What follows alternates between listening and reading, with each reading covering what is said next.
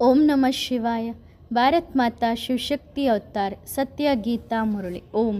ಪಿತಾಶ್ರೀ ಶಿವತಂದೆಯ ನೆನಪಿದೆಯೇ?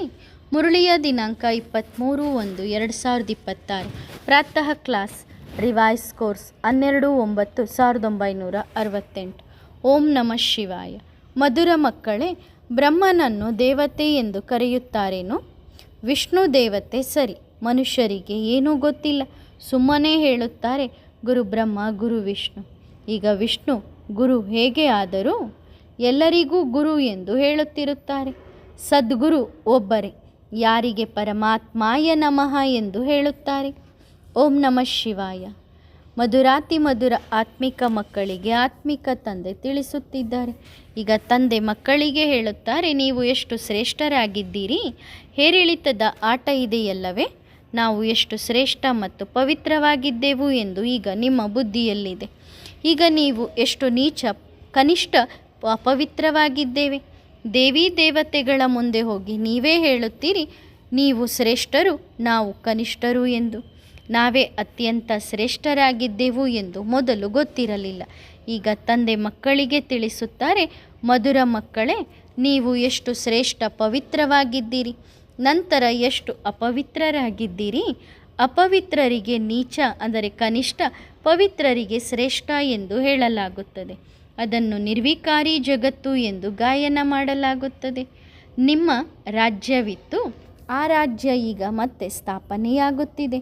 ನೀವು ಹೇಗೆ ಪಾವನರಾಗುತ್ತೀರಿ ಎಂದು ತಂದೆ ಕೇವಲ ಸೂಚನೆ ಕೊಡುತ್ತಾರೆ. ಏಕೆಂದರೆ ಪತಿತ ಪಾವನ ತಂದೆಯೇ ಆಗಿದ್ದಾರೆ. ಅವರು ಈಗ ಸಮ್ಮುಖದಲ್ಲಿ ಕುಳಿತಿದ್ದಾರೆ. ನೀವು ಅತ್ಯಂತ ಶ್ರೇಷ್ಠ ಶಿವಾಲಯ ಸತ್ಯಯುಗದ ನಿವಾಸಿಗಳಾಗಿದ್ದೀರಿ ಎಂದು ತಂದೆ ಸ್ಮೃತಿ ನೀಡಿದ್ದಾರೆ. ನಂತರ 84 ಜನ್ಮಗಳನ್ನು ತೆಗೆದುಕೊಳ್ಳುತ್ತಾ ಅರ್ಧದಲ್ಲಿ ನೀವು ವಿಕಾರದಲ್ಲಿ ಬಿದ್ದಾಗ ವಿಕಾರಿಗಳಾಗಲು ಪ್ರಾರಂಭ ಮಾಡುತ್ತೀರಿ. ಅರ್ಧ ಕಲ್ಪ ವಿಕಾರಿಗಳಾಗಿದ್ದೀರಿ. ಈಗ ಮತ್ತೆ ನೀವು ನಿರ್ವಿಕಾರಿ ಸತೋಪ್ರಧಾನರಾಗಬೇಕು. ಈಗ ಇದು ತಮೋಪ್ರಧಾನ ಜಗತ್ತಾಗಿದೆ. ಸತೋಪ್ರಧಾನ ಜಗತ್ತಿನ ಚಿಹ್ನೆ ಇವರು ಆಗಿದ್ದಾರೆ. ಅಂದರೆ ಲಕ್ಷ್ಮೀನಾರಾಯಣ ಸತೋಪ್ರಧಾನ ಜಗತ್ತಿನ ಚಿಹ್ನೆ ಆಗಿದ್ದಾರೆ. ಇದು 5000 ವರ್ಷದ ಮಾತಾಗಿದೆ. ಸತೋಪ್ರಧಾನ ಭಾರತದಲ್ಲಿ ರಾಜ್ಯವಿತ್ತು. ಭಾರತ ಬಹಳ ಶ್ರೇಷ್ಠವಾಗಿತ್ತು, ಈಗ ಪತಿತವಾಗಿದೆ. ನಿರ್ವಿಕಾರಿಯಿಂದ ವಿಕಾರಿಯಾಗಲು ನಿಮಗೆ 84 ಜನ್ಮಗಳು ಹಿಡಿದಿವೆ.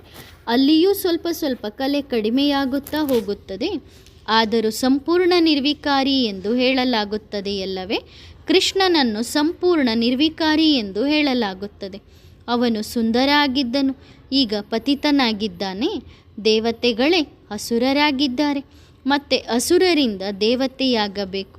ನಿರ್ವಿಕಾರಿಯಾಗಿದ್ದಾಗ ನಿಮ್ಮನ್ನು ದೇವತೆ ಎಂದು ಕರೆಯಲಾಗುತ್ತಿತ್ತು. ವಿಕಾರಿಯಾಗಿದ್ದೀರಿ, ಆದ್ದರಿಂದ ನಿಮ್ಮನ್ನು ದೇವತೆ ಎಂದು ಕರೆಯುವುದಿಲ್ಲ. ಇಲ್ಲಿ ಕುಳಿತಿದ್ದೀರಿ, ಬುದ್ಧಿಯಲ್ಲಿರಬೇಕು, ನಾವು ಶಿವಾಲಯದ ವಿಶ್ವದ ಮಾಲೀಕರಾಗಿದ್ದೆವು. ಬೇರೆ ಯಾವುದೇ ಧರ್ಮ ಇರಲಿಲ್ಲ, ಕೇವಲ ನಮ್ಮದೇ ರಾಜ್ಯವಿತ್ತು. ನಂತರ 2 ಕಲೆ ಕಡಿಮೆಯಾಯಿತು. ಸ್ವಲ್ಪ ಸ್ವಲ್ಪ ಕಲೆ ಕಡಿಮೆಯಾಗುತ್ತಾ ಹೋಯಿತು. ತ್ರೇತಾಯುಗದಲ್ಲಿ 2 ಕಲೆ ಕಡಿಮೆಯಾಗುತ್ತದೆ. ನಂತರ ವಿಕಾರಿಗಳಾದಾಗ ಇನ್ನೂ ಕೆಳಗೆ ಬೀಳುತ್ತಾ ಬೀಳುತ್ತಾ ಚೀಚಿಯಾಗುತ್ತೀರಿ. ಇದನ್ನು ವಿಕಾರಿ ಜಗತ್ತು ಎಂದು ಕರೆಯಲಾಗುತ್ತದೆ. ವಿಷಯ ವೈತರಣಿ ನದಿಯನ್ನು ತೋರಿಸುತ್ತಾರಲ್ಲವೇ, ಮುಳುಗೇಳುತ್ತಿರುತ್ತೀರಿ. ಅಲ್ಲಿ ಕ್ಷೀರಸಾಗರದಲ್ಲಿ ಇರುತ್ತಿದ್ದರು. ನೀವು ಇಡೀ ಪ್ರಪಂಚದ ಇತಿಹಾಸ ಭೂಗೋಳವನ್ನು ಹಾಗೂ ತಮ್ಮ 84 ಜನ್ಮಗಳ ಕಥೆಯನ್ನು ಅರ್ಥ ಮಾಡಿಕೊಂಡಿದ್ದೀರಿ. ನಾವು ನಿರ್ವಿಕಾರಿಯಾಗಿದ್ದೆವು, ಇವರ ರಾಜ್ಯದಲ್ಲಿ ಇದ್ದೆವು. ಪವಿತ್ರ ರಾಜ್ಯವಿತ್ತು, ಅದನ್ನು ಸಂಪೂರ್ಣ ಸ್ವರ್ಗ ಎನ್ನಲಾಗುತ್ತದೆ. ತ್ರೇತಾಯುಗ ಸೆಮಿ ಸ್ವರ್ಗ. ತಂದೆಯೇ ಬಂದು ಸೃಷ್ಟಿಯ ಆದಿ ಮಧ್ಯ ಅಂತ್ಯದ ರಹಸ್ಯವನ್ನು ತಿಳಿಸುತ್ತಾರೆ. ಮಧ್ಯದಲ್ಲಿಯೇ ರಾವಣ ಬರುತ್ತಾನೆ. ನಂತರ ಅಂತ್ಯದಲ್ಲಿ ಈ ವಿಕಾರಿ ಜಗತ್ತಿನ ವಿನಾಶವಾಗುವುದು. ಮತ್ತೆ ಆದಿಯಲ್ಲಿ ಹೋಗಲು ಪವಿತ್ರವಾಗಬೇಕು. ನಿಮ್ಮನ್ನು ಆತ್ಮ ಎಂದು ತಿಳಿದು ತಂದೆಯನ್ನು ನೆನಪು ಮಾಡಿರಿ. ಅವರೇ ಪತಿತ ಪಾವನ ಆಗಿದ್ದಾರೆ. ತಂದೆ ಸಲಹೆ ಕೊಡುತ್ತಾರೆ, ಮಧುರ ಮಕ್ಕಳೇ, ನಿಮ್ಮನ್ನು ಆತ್ಮ ಎಂದು ತಿಳಿದುಕೊಂಡು ನನ್ನೊಬ್ಬನನ್ನೇ ನೆನಪು ಮಾಡಿರಿ. ನಿಮ್ಮನ್ನು ದೇಹ ಎಂದು ತಿಳಿದುಕೊಳ್ಳಬೇಡಿರಿ. ಬಾಬಾ, ನೀವು ಬಂದರೆ ನಾವು ನಿಮ್ಮವರೇ ಆಗುತ್ತೇವೆ ಎಂದು ನೀವು ಭಕ್ತಿ ಮಾರ್ಗದಲ್ಲಿ ಪ್ರತಿಜ್ಞೆ ಮಾಡಿದ್ದೀರಿ. ಆತ್ಮ ತಂದೆಯೊಂದಿಗೆ ಮಾತನಾಡುತ್ತದೆ. ಕೃಷ್ಣ ತಂದೆ ಅಲ್ಲವೇ ಅಲ್ಲ. ಆತ್ಮಗಳ ತಂದೆ ನಿರಾಕಾರ ಶಿವಬಾಬಾ ಒಬ್ಬರೇ. ಆ ಹದ್ದಿನ ತಂದೆಯಿಂದ ಹದ್ದಿನ ಆಸ್ತಿ, ಬೇಹದ್ದಿನ ತಂದೆಯಿಂದ ಬೇಹದ್ದಿನ ಆಸ್ತಿ ಸಿಗುತ್ತದೆ. ಆದ್ದರಿಂದ ಸತ್ಯಯುಗವನ್ನು ಶಿವಾಲಯ ಎಂದು ಕರೆಯಲಾಗುತ್ತದೆ. ಇವರ ರಾಜ್ಯವನ್ನು ಯಾರು ಸ್ಥಾಪನೆ ಮಾಡಿದರು? ಶಿವಬಾಬಾ. ಇಡೀ ಭಾರತ ಶಿವಾಲಯವಾಗಿತ್ತು. ಶಿವಬಾಬಾ ಬಂದು ದೇವಿ ದೇವತಾ ಧರ್ಮದ ಸ್ಥಾಪನೆ ಮಾಡಿದರು. ಇದು ಸದಾ ನೆನಪಿರಬೇಕು. ಖುಷಿಯ ಮಾತಿದೆಯಲ್ಲವೇ? ಈಗ ಮತ್ತೆ ನಾವು ಶಿವಾಲಯಕ್ಕೆ ಹೋಗುತ್ತೇವೆ. ಯಾರಾದರೂ ಸತ್ತರೆ ಸ್ವರ್ಗಕ್ಕೆ ಹೋದರು ಎಂದು ಹೇಳುತ್ತಾರೆ.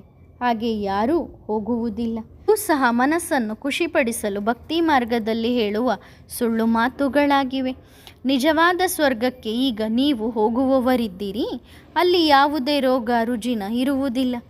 ನೀವು ಸದಾ ಹರ್ಷಚಿತ್ತರಾಗಿರುತ್ತೀರಿ. ತಂದೆ ಎಷ್ಟು ಸರಳ ಮಾಡಿ ಚಿಕ್ಕ ಚಿಕ್ಕ ಮಕ್ಕಳಿಗೆ ತಿಳಿಸುವಂತೆ ನಾವು ಮಕ್ಕಳಿಗೆ ತಿಳಿಸುತ್ತಾರೆ. ಹೊರಗೆ ಎಲ್ಲೇ ಇದ್ದರೂ ನೀವು ಪದವಿಯನ್ನು ಪಡೆಯಬಹುದು. ಇದರಲ್ಲಿ ಪವಿತ್ರತೆ ಮೊದಲ ಮುಖ್ಯ ವಿಷಯವಾಗಿದೆ. ಊಟ ಉಪಚಾರ ಶುದ್ಧವಾಗಿರಬೇಕು. ಅಂದರೆ ಆಹಾರ ಪಾನೀಯ ಶುದ್ಧವಾಗಿರಬೇಕು.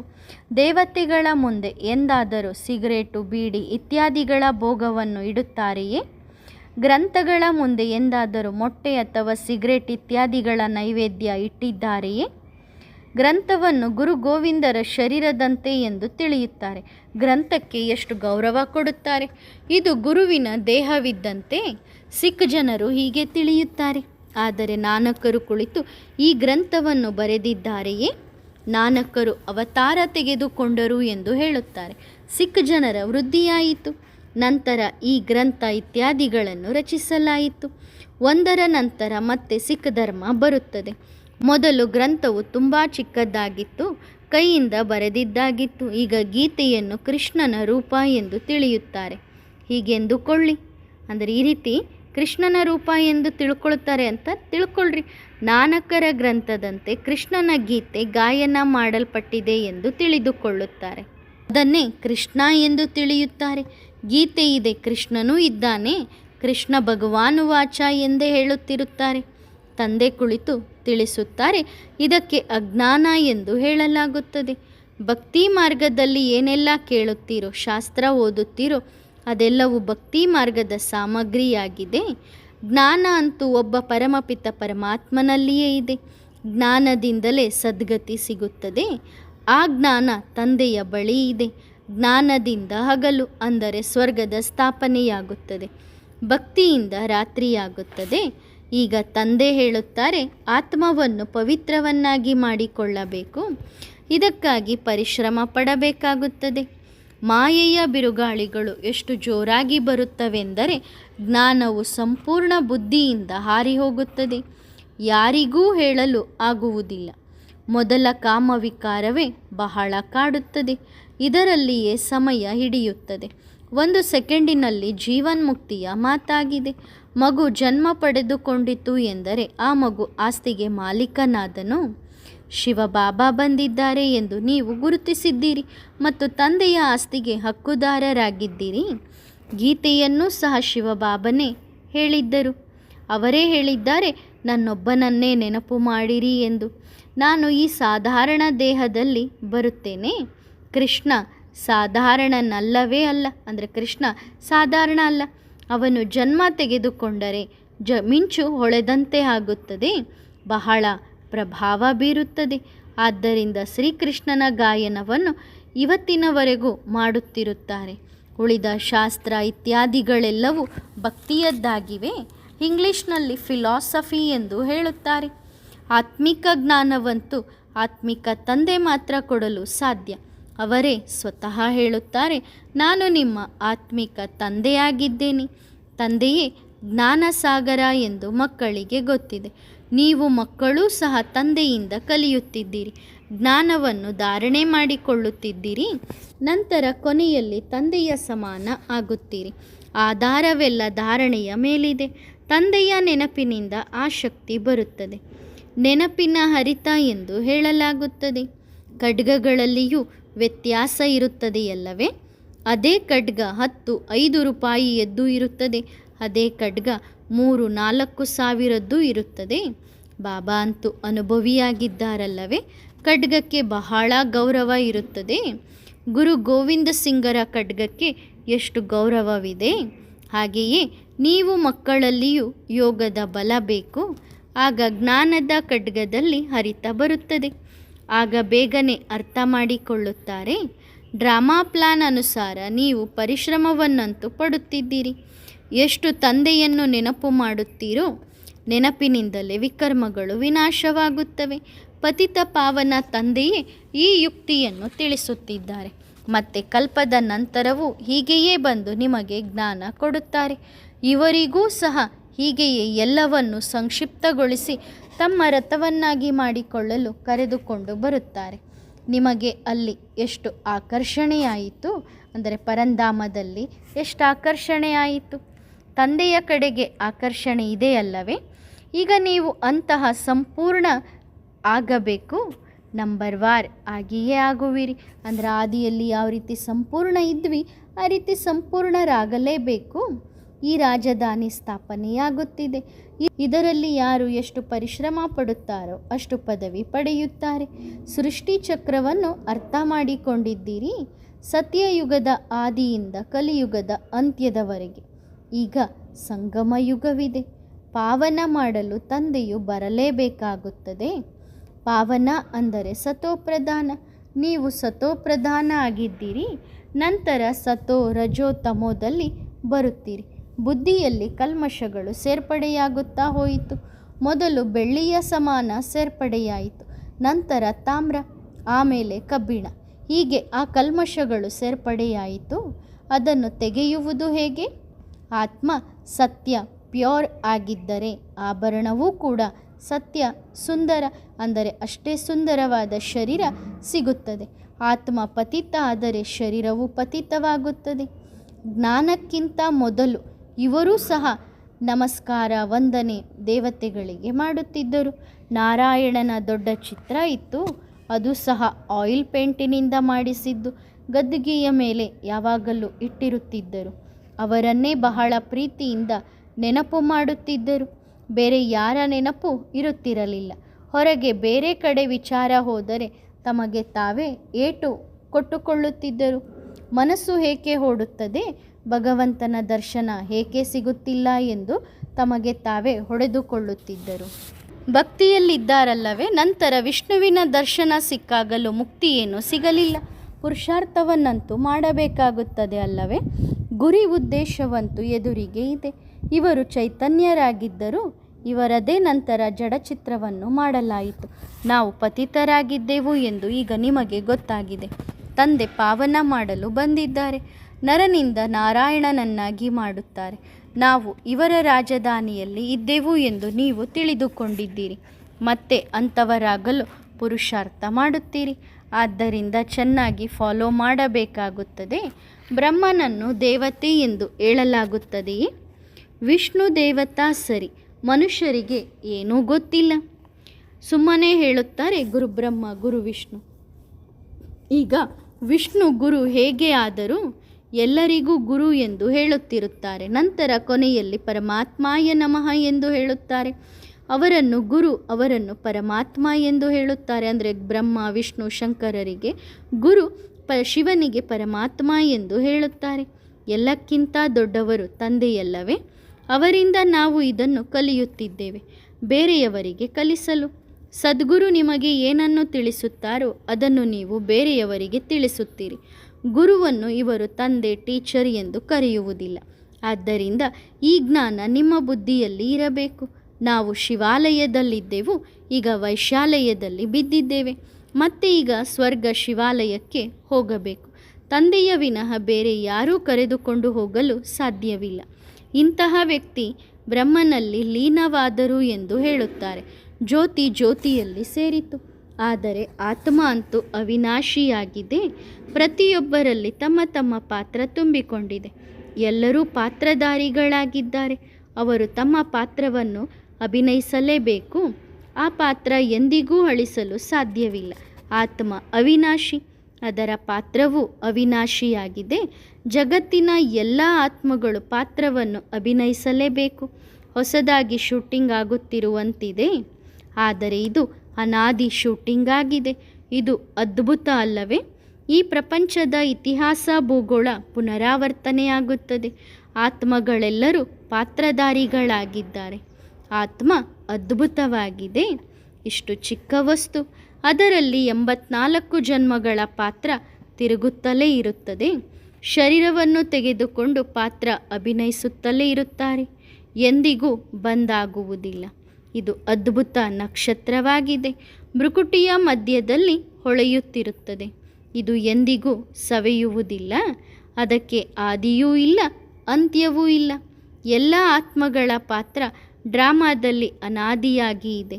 ಕೋಟ್ಯಾನುಕೋಟಿ ಆತ್ಮಗಳೇನಿದ್ದಾರೋ ಅವರೆಲ್ಲರೂ ಅವಿನಾಶಿ ಪಾತ್ರಧಾರಿಗಳು. ಮೊಟ್ಟ ಮೊದಲು ಮಹಾರಾಜ ಮಹಾರಾಣಿ ಪಾತ್ರಧಾರಿ ಆಗಿದ್ದಾರೆ, ಪವಿತ್ರರಾಗಿದ್ದರು. ನಂತರ ಅಪವಿತ್ರರಾಗುತ್ತಾರೆ. ಇಲ್ಲಿನ ಅಪವಿತ್ರ ರಾಜಾರಾಣಿ ಅಲ್ಲಿನ ಪವಿತ್ರ ಮಹಾರಾಜ ಮಹಾರಾಣಿಯ ಚಿತ್ರಗಳನ್ನು ಮಾಡಿ ಪೂಜೆ ಮಾಡುತ್ತಾರೆ. ಈ ಜ್ಞಾನ ನಿಮ್ಮಲ್ಲಿ ಮೊದಲು ಇರಲಿಲ್ಲ. ಈಗ ನೀವು ತಿಳಿದುಕೊಳ್ಳುತ್ತಿದ್ದೀರಿ. ಇಷ್ಟು ಚಿಕ್ಕ ಆತ್ಮ ಹೇಗೆ 84 ಜನ್ಮಗಳನ್ನು ತೆಗೆದುಕೊಳ್ಳುತ್ತದೆ? ಎಷ್ಟು ಅದ್ಭುತ ನಕ್ಷತ್ರವಾಗಿದೆ! ಆ ನಕ್ಷತ್ರ ಎಷ್ಟೊಂದು ಪಾತ್ರವನ್ನು ಅಭಿನಯಿಸುತ್ತದೆ. ಅಂದರೆ ಆತ್ಮ ಎಷ್ಟೊಂದು ಪಾತ್ರವನ್ನು ಅಭಿನಯಿಸುತ್ತದೆ. ಸ್ವರ್ಗವು ವಂಡರ್ ಆಫ್ ದಿ ವರ್ಲ್ಡ್ ಆಗಿದೆ. ಸ್ವರ್ಗದ ಹೆಸರು ಕೇಳಿ ಮನಸ್ಸು ಖುಷಿಯಾಗುತ್ತದೆ. ಈಗ ಸತ್ಯಯುಗ ಇಲ್ಲ, ಈಗಿರುವುದು ಕಲಿಯುಗ. ಆದ್ದರಿಂದ ಪುನರ್ಜನ್ಮವನ್ನು ಕಲಿಯುಗದಲ್ಲಿಯೇ ತೆಗೆದುಕೊಳ್ಳುವಿರಿ. ವಾಪಸ್ ಮನೆಗೆ ಹೋಗುವುದು ಎಲ್ಲರೂ ಅವಶ್ಯವಾಗಿದೆ, ಆದರೆ ಪತಿತ ಆತ್ಮಗಳೋಗಲು ಸಾಧ್ಯವಿಲ್ಲ.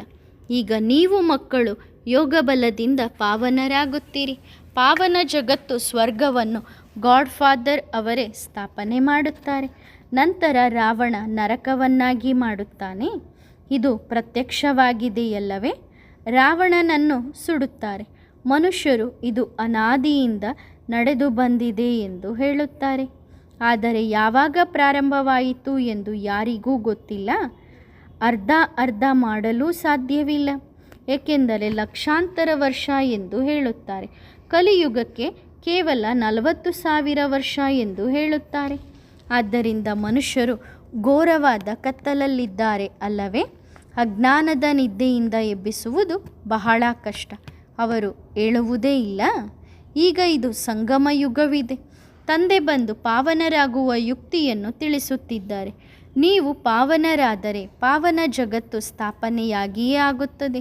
ಈ ಪತಿತ ಜಗತ್ತು ಸ್ಥಾಪನೆಯಾಗುತ್ತದೆ. ಈಗ ಎಷ್ಟೊಂದು ದೊಡ್ಡ ಜಗತ್ತಿದೆ. ಸತ್ಯಯುಗದಲ್ಲಿ ಬಹಳ ಚಿಕ್ಕ ಜಗತ್ತು ಇರುತ್ತದೆ. ಈಗ ಮಾಯೆಯ ಮೇಲೆ ವಿಜಯ ಸಾಧಿಸಿ ಪಾವನರಾಗಲೇಬೇಕು. ಮಾಯೆಯು ಬಹಳ ಕೆಟ್ಟದ್ದಿದೆ ಎಂದು ತಂದೆ ಹೇಳುತ್ತಾರೆ. ಪಾವನರಾಗುವುದರಲ್ಲಿ ಅನೇಕ ಪ್ರಕಾರದ ವಿಘ್ನಗಳನ್ನು ಹಾಕುತ್ತದೆ. ಪವಿತ್ರರಾಗಲು ಧೈರ್ಯ ಇಟ್ಟುಕೊಳ್ಳುತ್ತಾರೆ. ನಂತರ ಮಾಯೆ ಬಂದು ಯಾವ ಸ್ಥಿತಿ ಮಾಡುತ್ತದೆ? ಮಕ್ಕಳಿಗೆ ಗುದ್ದಿ ಕೆಳಗೆ ಬೀಳಿಸುತ್ತದೆ. ನಂತರ ಬಹಳ ಪರಿಶ್ರಮ ಪಡಬೇಕಾಗುತ್ತದೆ. ಕೆಲವರು ಕೆಳಗೆ ಬೀಳುತ್ತಾರೆ. ಬಿದ್ದ ನಂತರ ಯಾರಿಗೂ ಮುಖವನ್ನು ತೋರಿಸುವುದಿಲ್ಲ. ಆಗ ಅಷ್ಟು ಶ್ರೇಷ್ಠ ಪದವಿಯು ಪಡೆಯಲು ಸಾಧ್ಯವಿಲ್ಲ. ಪುರುಷಾರ್ಥ ಪೂರ್ಣ ಮಾಡಬೇಕು, ಫೇಲಾಗಬಾರದು. ಆದ್ದರಿಂದ ಕೆಲವರು ಗಂಧರ್ವ ವಿವಾಹವನ್ನು ಮಾಡಿಕೊಂಡು ತೋರಿಸುತ್ತಾರೆ. ಮದುವೆವಾಗಿ ಪವಿತ್ರವಾಗಿರುವುದು ಅಸಾಧ್ಯ ಎಂದು ಸನ್ಯಾಸಿಗಳು ಹೇಳುತ್ತಾರೆ. ತಂದೆ ಹೇಳುತ್ತಾರೆ, ಸಾಧ್ಯವಿದೆ, ಏಕೆಂದರೆ ಪ್ರಾಪ್ತಿ ಬಹಳ ಇದೆ. ಈ ಒಂದು ಅಂತಿಮ ಜನ್ಮ ನೀವು ಪವಿತ್ರರಾದರೆ ನಿಮಗೆ ಸ್ವರ್ಗದ ರಾಜ್ಯ ಭಾಗ್ಯ ಸಿಗುತ್ತದೆ. ಇಷ್ಟು ದೊಡ್ಡ ಪ್ರಾಪ್ತಿಗಾಗಿ ನೀವು ಒಂದು ಜನ್ಮ ಪವಿತ್ರರಾಗಿರುವುದಿಲ್ಲವೇನೋ? ಬಾಬಾ, ಅವಶ್ಯವಾಗಿ ಇರುತ್ತೇವೆ ಎಂದು ಮಕ್ಕಳು ಹೇಳುತ್ತಾರೆ. ಸಿಖ್ ಜನರು ಸಹ ಪವಿತ್ರತೆಯ ಕಡಗ ಧರಿಸುತ್ತಾರೆ. ಇಲ್ಲಿ ಯಾವುದೇ ದಾರ ಇತ್ಯಾದಿ ಧರಿಸುವ ಅವಶ್ಯಕತೆ ಇಲ್ಲ. ಇದು ಬುದ್ಧಿಯ ಮಾತಾಗಿದೆ. ನನ್ನೊಬ್ಬನನ್ನೇ ನೆನಪು ಮಾಡಿರಿ ಎಂದು ತಂದೆ ಹೇಳುತ್ತಾರೆ. ಒಳ್ಳೆಯದು. ಆತ್ಮಿಕ ಪಿತಾ ಬಾಪ್ದಾದಾರವರ ನೆನಪು, ಪ್ರೀತಿ ಮತ್ತು ನಮಸ್ತೆ. ವರದಾನ: ಅಂತಿಮ ಪರೀಕ್ಷೆಯಲ್ಲಿ ಪಾಸ್ ಭವ. ಅಂತಿಮ ಪೇಪರ್ 1 ಸೆಕೆಂಡಿನದ್ದೇ ಆಗಿರುತ್ತದೆ. 1 ಸೆಕೆಂಡಿನದ್ದೇ ಆಟವಾಗಿದೆ. ಈಗೀಗ ಶರೀರದಲ್ಲಿ ಬರುವುದು, ಈಗೀಗ ಶರೀರದಿಂದ ಅವ್ಯಕ್ತ ಸ್ಥಿತಿಯಲ್ಲಿ ಸ್ಥಿತರಾಗುವುದು ಈ 1 ಸೆಕೆಂಡಿನ ಆಟದ ಅಭ್ಯಾಸವಾಗಿದೆ. ಯಾವಾಗ ಬಯಸುತ್ತೀರೋ, ಹೇಗೆ ಬಯಸುತ್ತೀರೋ ಅದೇ ಸ್ಥಿತಿಯಲ್ಲಿ ಸ್ಥಿತರಾಗಿರಲು ಸಾಧ್ಯವಾಗಬೇಕು. ಯಾರು ಈ ಸೆಕೆಂಡಿನ ಪೇಪರ್ನಲ್ಲಿ ಪಾಸ್ ಆಗುತ್ತಾರೋ ಅವರೇ ಪಾಸ್ವಿತ್ತಾನರಾಗುವರು. ಒಂದು ವೇಳೆ 1 ಸೆಕೆಂಡ್ ಗೊಂದಲದಲ್ಲಿ ಬಂದರೆ ಫೇಲ್, ಅಚಲವಾಗಿದ್ದರೆ ಪಾಸ್. ಇಂತಹ ಕಂಟ್ರೋಲಿಂಗ್ ಪವರ್ ಇದೆಯೇ? ಈಗ ಇಂತಹ ಅಭ್ಯಾಸ ತೀವ್ರವಾಗಿರಬೇಕು. ಎಷ್ಟೇ ಗಲಾಟೆ ಇದ್ದರೂ ಸ್ವಯಂನ ಸ್ಥಿತಿ ಸಂಪೂರ್ಣ ಶಾಂತವಾಗಿರಲಿ.